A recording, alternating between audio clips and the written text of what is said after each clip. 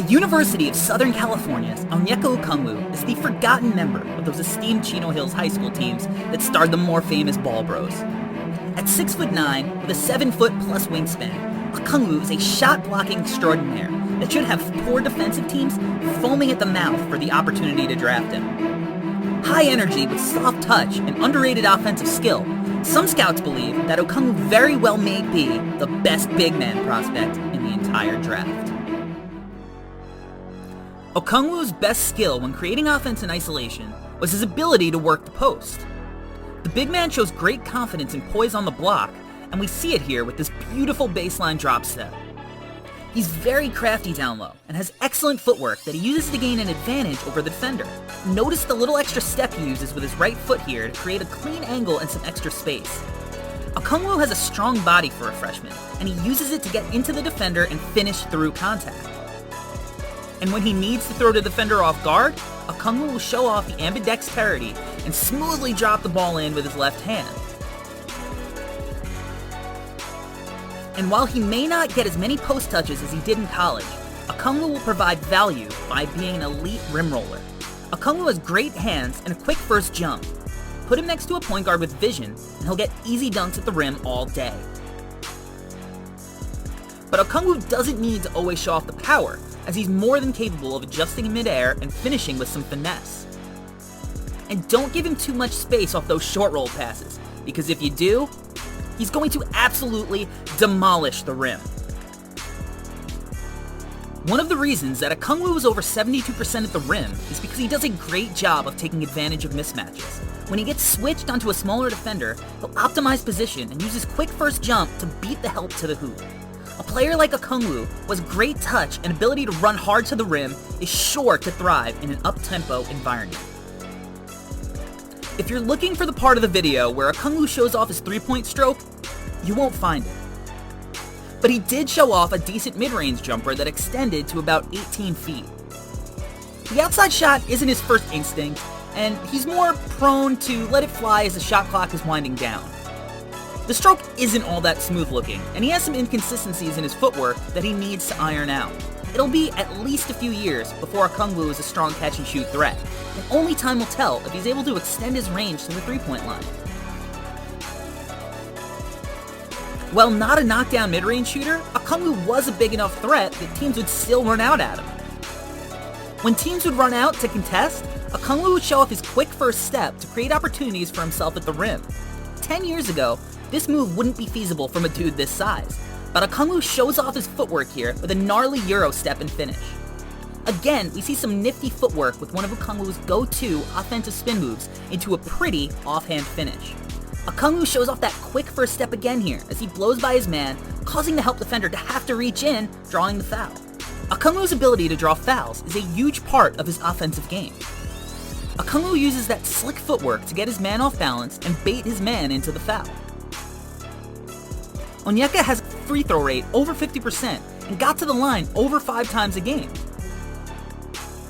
Here we see how some effort running the pipe and a guard with his head up will usually lead to good things, like 2 free throws. And finally, we see how hard it is to contest his shot off of an offensive rebound. The defender is a little late and has to foul him. And man, what an offensive rebounder Okongwu is. Just sheer energy playing the ball off the rim. Let's slow down this rebound. The shot goes up, and Okongwu beats everyone to the ball on the first jump. He taps the ball over the rim to himself and beats everyone to the ball on the second jump, and boom, up for the uncontested layup. Oregon decided to zone up on this possession, and nobody puts a body on Okongwu. Bad decision. Somehow the ball just always finds Okongwu's hands. He pulls down the board here, goes up and misses the bunny, but surprise, the ball ends up back in his hands with his second offensive board of the possession. And this possession just shows his relentlessness on this end. We slow it down and watch Okongwu beat 4 white shirts to end up with the ball and finish with the lay-in. One of the major reasons that Okongwu has drawn comps to Bam Adebayo is because he displayed some passing ability in the short roll. This short roll ability, made popular by Draymond Green, has become a staple of NBA offense for modern big men. Now while Okongwu has shown flashes, he isn't a natural passer. You can see him come off the short roll and think about where his reads are. He picks up his dribble before he knows where he's going with the ball, but lucks out having a wide open shooter close by. Where I find Okongwu to be a much smoother passer is with his back to the basket, where he's shown a knack for whipping passes to weak side cutters. Okongwu's very much a team player. And again, we see an easy kick out with his back to the basket. Okongwu times the pass perfectly as the help defender drops down to double him down low. While Okongwu showed some glimpses of a passing game, he only averaged 1 assist a game and had a negative assist-to-turnover ratio. This area is very much a work in progress. Okongwu wasn't a turnover machine by any stretch, but he can clean some things up.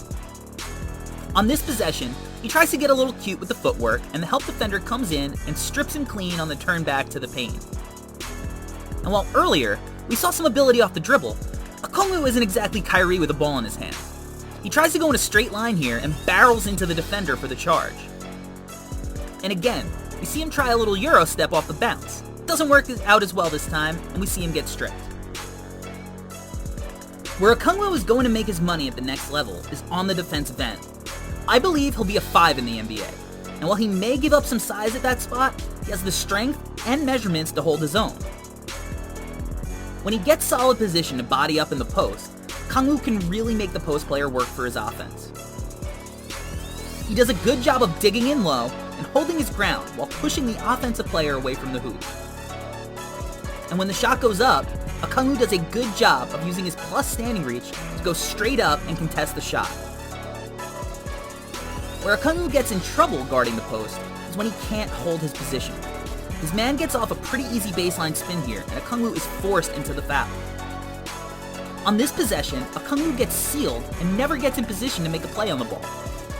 And these next few clips show why it's important for Okongwu to get stronger, as Washington's Isaiah Stewart really just bullies him. Stewart is an 18-year-old grown-ass man, and Okongwu just couldn't hold his ground against him. On this possession, Stewart backs Okongwu up 5 or 6 feet before even receiving the entry pass. One of the most important aspects for a big in the modern NBA to excel at is pick-and-roll defense. Mannion gets downhill here, and Okongwu makes a seamless switch before sending his shit into the stands. Okongwu can play multiple pick-and-roll coverages. Here he hedges the ball handler, recovers to his man, gets vertical, and blocks the shot. This possession, Okongwu falls into drop coverage, and again, he gets vertical and comes away with the block. Now we'll watch Okongwu switch the screen and force the guard into tough contested long twos. One more time, Okongwu switched onto the guard and forces the long two. The shooter hits the shot, but at the next level, that's a shot you're willing to give up. While Okongwu is very good guarding the pick and roll, he's not perfect. Okongwu should hedge at the guard here, but he just kind of watches him get to the rim. And on this possession, he's way too late to the screen, allowing Mannion to split it on his way to a layup. This time, he blitzes the screen hard, is a little late recovering into his man, and then allows his man to split the double at the rim. But even when he's late on recovering to his man, there are times where his length is enough to make a play on the ball. When Okongwu gets switched onto guards, he does a great job moving his feet and staying with the guard. You can see on these sequences that the guards don't even want to try to drive on him and just end up quickly swinging it. Okongwu moves his feet extremely well, and he can quickly change directions, allowing him to stay with smaller players. Just great stuff here. Gets low and wide, guard would rather just kick it out. Now Okongwu gets scored on here, but he does his job. As we stop the film, you can see the weak side help defender is out of position on the drive. Okongwu forces his man exactly to where the help should be, but ultimately isn't. Now as far as shot blocking goes, Okongwu is one of the best in the draft. Onyeka averaged nearly 3 blocks a game as a freshman. He just has great instincts on shot contests. Just perfect timing on the jump for this. Monster stuff. And when he doesn't get the block, just the threat of his presence alters the shot. But the drawback to his shot blocking prowess is that sometimes he chases them, and going after blocks often leads to open offensive rebounds. One of Okongwu's biggest weaknesses on this end is biting on pump fakes. It doesn't take much to get him up in the air. A little fake and he's off his feet. This habit could lead to similar foul issues that Wendell Carter Jr. and Mitchell Robinson have experienced. Okongwu wants to block the shot so bad that a little ball fake gets him jumping. And when he has to close out on the perimeter, if you throw a pump fake at him, he might end up in the stands. Okongwu almost takes out half the Colorado roster on this pump fake.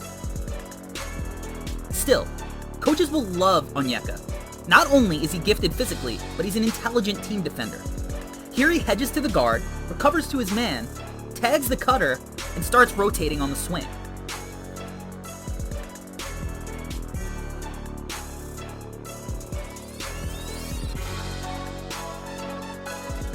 This time, he starts guarding the post, and then switches off to the guard on the drop before blocking the little mid-ranger.